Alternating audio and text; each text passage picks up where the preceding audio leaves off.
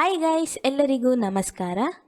ನಾವು ನಮ್ಮ ಪ್ರೀವಿಯಸ್ ವಿಡಿಯೋದಲ್ಲಿ ಲೈವ್ ಸರ್ವರ್ ಎಕ್ಸ್ಟೆನ್ಷನ್ ಅನ್ನು ಹೇಗೆ ಯೂಸ್ ಮಾಡೋದು ಹಾಗೆ ಅದನ್ನು ಹೇಗೆ ಇನ್ಸ್ಟಾಲ್ ಮಾಡೋದು ಅಂತ ನೋಡಿದ್ವಿ.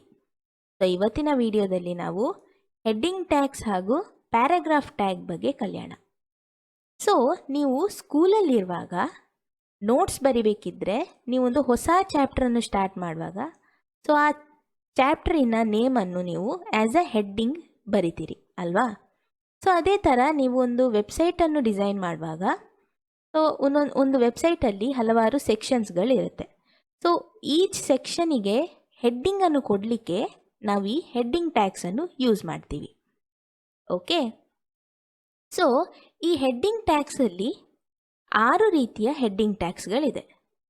ಸೊ ಯಾವುದೆಲ್ಲ ಅಂದರೆ H1 tag, H2 tag, H3, H4, H5 ಹಾಗೂ H6.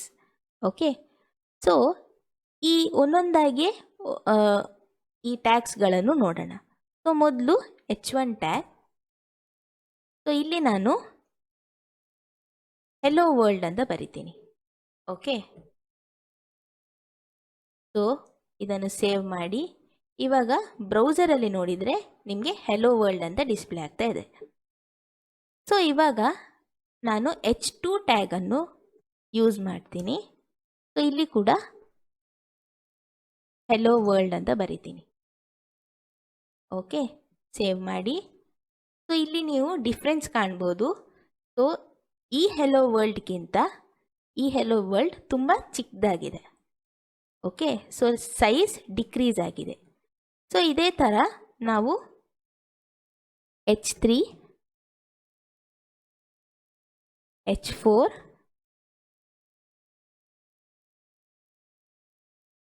H5 ಹಾಗೆ H6 ಟ್ಯಾಗನ್ನು ಬರೆಯೋಣ.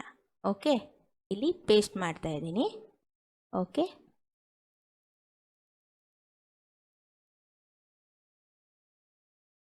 ಸೊ ಇವಾಗ ನೀವು ಬ್ರೌಸರಲ್ಲಿ ನೋಡಿದರೆ ನಿಮಗೆ ಒಂದೊಂದು ಹೆಲೋ ವರ್ಲ್ಡ್ ನಿಮಗೆ ಒಂದೊಂದು ಸೈಜಲ್ಲಿ ಕಾಣಿಸ್ತಾ ಇದೆ ಅಲ್ವಾ?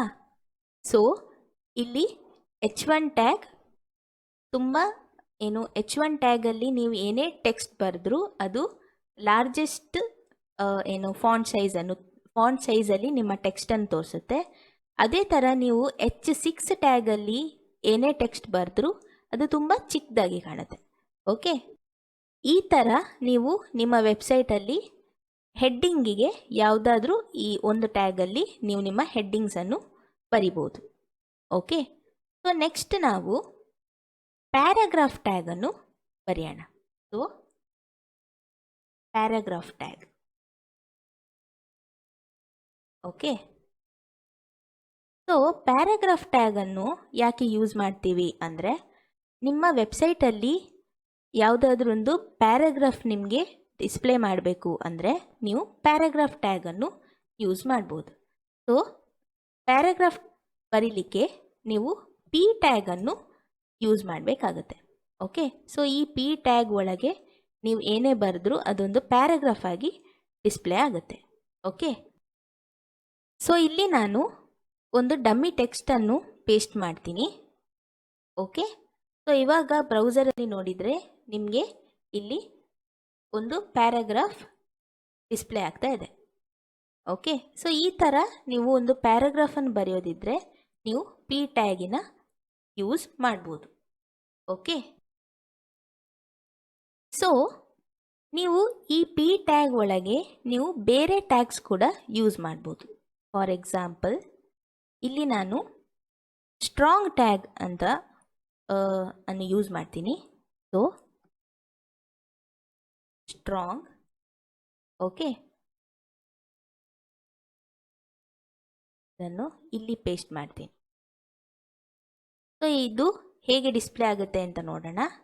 ಸೊ ಇಲ್ಲಿ ನೋಡಿ ನಿಮಗೆ ಈ ಟೆಕ್ಸ್ಟ್ ಬೋಲ್ಡಲ್ಲಿ ಡಿಸ್ಪ್ಲೇ ಆಗ್ತಾ ಇದೆ. ಓಕೆ, ಸೊ ನಿಮಗೆ ಯಾವುದಾದ್ರೂ ಒಂದು ಟೆಕ್ಸ್ಟ್ ಬೋಲ್ಡಲ್ಲಿ ಡಿಸ್ಪ್ಲೇ ಆಗಬೇಕು ಅಂದರೆ ನೀವು ಸ್ಟ್ರಾಂಗ್ ಟ್ಯಾಗನ್ನು ಯೂಸ್ ಮಾಡ್ಬೋದು.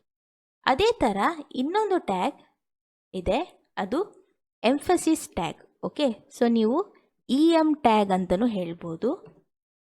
ಸೊ ಇದನ್ನು ಯೂಸ್ ಮಾಡೋದ್ರಿಂದ ನಿಮ್ಮ ಫಾಂಟ್ ಇಟ್ಯಾಲಿಕ್ ಸ್ಟೈಲಲ್ಲಿ ಏನು ಡಿಸ್ಪ್ಲೇ ಆಗುತ್ತೆ.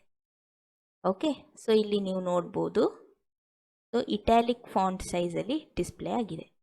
ಸೊ ಇದೇ ಥರ ನಿಮಗೆ ಒಂದು ಏನು ಸೆಂಟೆನ್ಸ್ ಮೇಲೆ ಸ್ಟ್ರೈಕ್ ಔಟ್ ಮಾಡಬೇಕು ಅಂದರೆ ನೀವು DEL ಟ್ಯಾಗನ್ನು ಯೂಸ್ ಮಾಡ್ಬೋದು.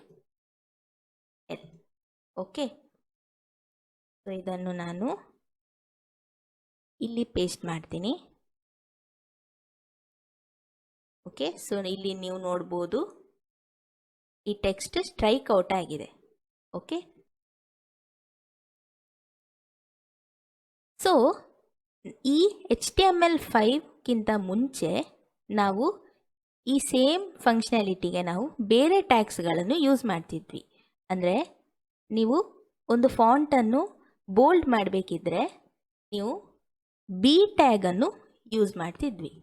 ಓಕೆ, ಸೊ ಈ B ಟ್ಯಾಗ್ ಕೂಡ ಫಾಂಟನ್ನು ಏನು ಬೋಲ್ಡಾಗಿ ಡಿಸ್ಪ್ಲೇ ಮಾಡುತ್ತೆ. ನೋಡಿ, ಸೊ ಇಲ್ಲಿ ಬೋಲ್ಡಾಗಿ ಡಿಸ್ಪ್ಲೇ ಆಗಿದೆ.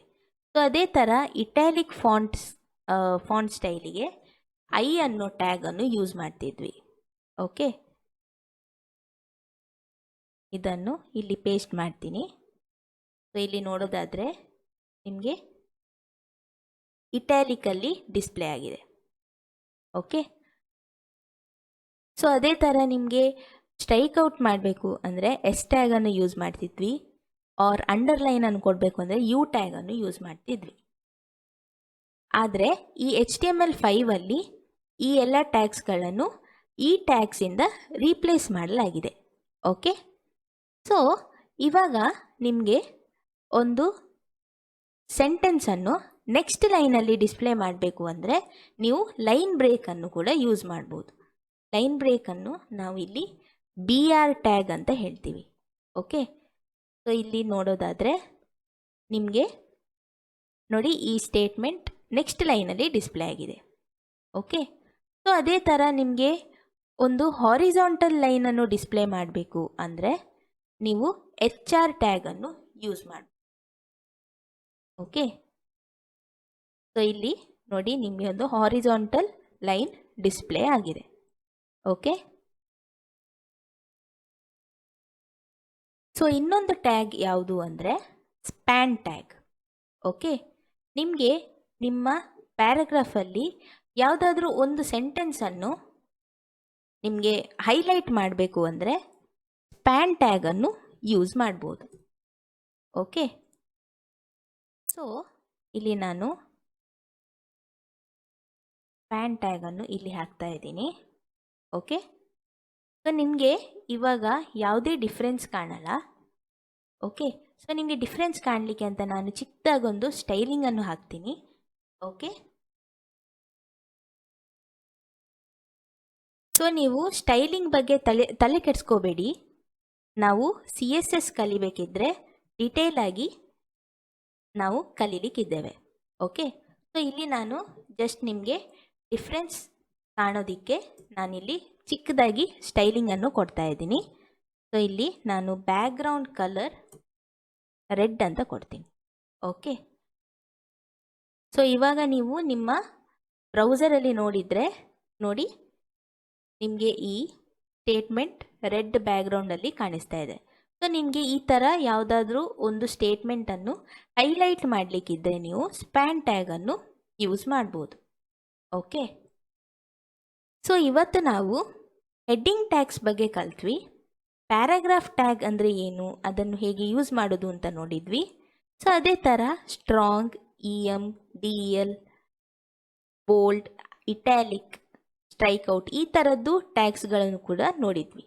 ಸೊ ನೆಕ್ಸ್ಟ್ ನಾವು ಲೈನ್ ಬ್ರೇಕನ್ನು ಹೇಗೆ ಕೊಡೋದು ಅಂತ ನೋಡಿದ್ವಿ.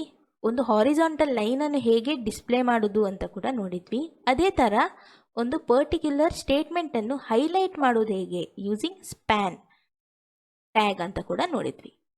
ಸೊ ನಾವು ನಮ್ಮ ನೆಕ್ಸ್ಟ್ ವಿಡಿಯೋದಲ್ಲಿ ಇಮೇಜಸ್ ಬಗ್ಗೆ ಕಲಿಯೋಣ.